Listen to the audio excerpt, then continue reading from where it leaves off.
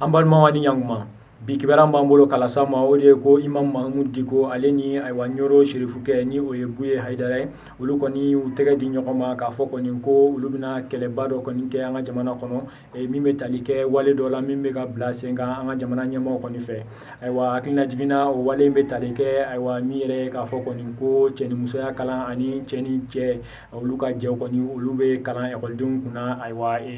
kalansow la min yɛrɛ ye o wale in ye kɔni a tun yira la k'a fɔ kɔni ko o ɲɔngiri la nka o n'a ta o ta min yɛrɛ ye aywa ni diinɛ ɲɛmaa ninnu ye u y'a yira k'a fɔ kɔni ko olu t'u bolo jigin fo waati min na ni président yɛrɛ bɔra k'a fɔ aywa télé yɛrɛ kɔnɔna k'a fɔ kɔni ko a ye nin ko in kɔni bila pepewu de aywa o hukumu kɔnɔna la min yɛrɛ ye kunun décembre kalo tile 27 ye aywa ɲoro sherifukɛ kɔni ka kalanden ni a denkɛw kɔni nana aywa u caman kɔni nana ka se aywa Mamu Diko yɛrɛ ka misiri la ni ka taa aywa Buye kɔni ka aywa cɛsiri k'o ɲɛfɔ aywa Mamu Diko yɛrɛ ye aywa o hukumu kɔnɔna na Mamu Diko kɔni y'a yira k'a fɔ kɔni ko nin kɔni ye kɛlɛ wulilen de ye kɛlɛ min kɔni a tɛ jɔ fo olu ka laɲini kɔni o bɛ sabati cogoya min na aywa Mamu Diko y'a yira k'a fɔ kɔni ko min yɛrɛ ye janvier kalo nata ye ko wulikajɔba dɔ kɔni bɛna kɛ an ka jamana kɔnɔ ko minnu bɛna kɛ sababu ye ko k'a yira cogo min na ko maliyɛnw yɛrɛ kɔni tɛ aywa nin wale in kɔni fɛ cogo si la aywa ko de kɔni hukumu kɔnɔna na min yɛrɛ ye sherifukɛ ye ni o ye Buye Haidara ye ale yɛrɛ kan ka Bamakɔ lasɔrɔ aywa janvier kalo la awa tɛmɛnen kɔ bonya an b'a yira la k'a fɔ kɔni ko chemin de fer baarakɛlaw ni a bɛ f'olu ma ko cheminot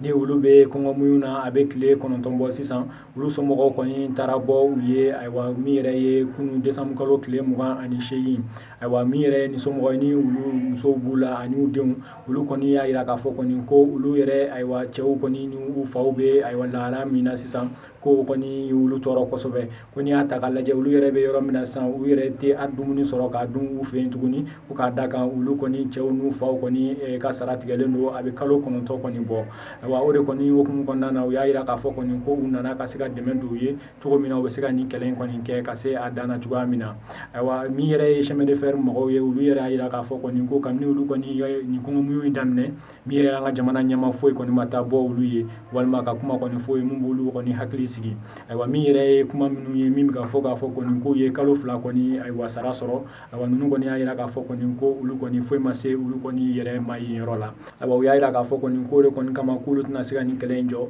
wa ko ni olu nin kɔni bɛ to a la o bɛ to a la aywa an kɔni b'a yira la k'a fɔ kɔni ko kabini kɛlɛ in kɔni daminɛna min yɛrɛ ye mɔgɔ 4 ye olu kɔni tun banana kosɛbɛ n'olu taara dɔgɔtɔrɔso yɛrɛ la ka da kan kɔngɔ kɔni dugura olu ma kosɛbɛ yɛrɛ la aywa an balimaw ni kunnafoni de tun b'an bolo k'a las'an ma bi ani cɛ ka kulumajɔ la